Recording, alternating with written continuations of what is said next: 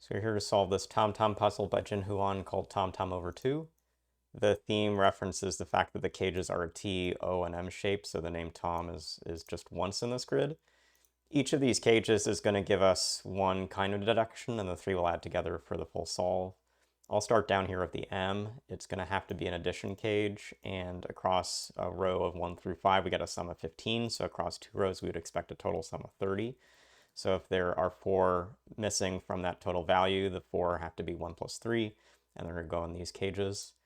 The next cell I can really work with is the T cage, and that's recognizing that it's got to be a division. If it's a subtraction, 5 minus 1 minus 2 would be the extreme in the top row, and that would leave just a value of 2, minus another 1 would take it to 1 as its largest possible value.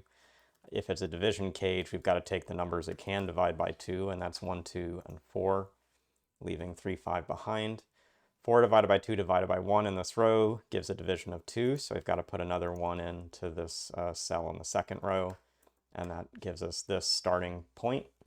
And the last thing to think about in this puzzle is this 8 cage, and the 8 cage could be a sum, and it could initially have looked to be a product like 1 times 1 times 2 times 4.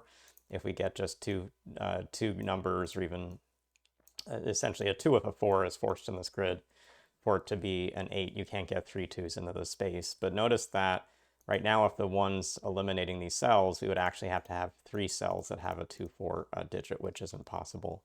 So instead, this is going to be a sum, and we're going to need to see if it is a minimum sum. 2 and 3 is adding up to 5 in this row. We have 3 more to go, which is going to be 2 if 1, and putting in the minimum constraint digits as we have them forced, we actually get out to this space.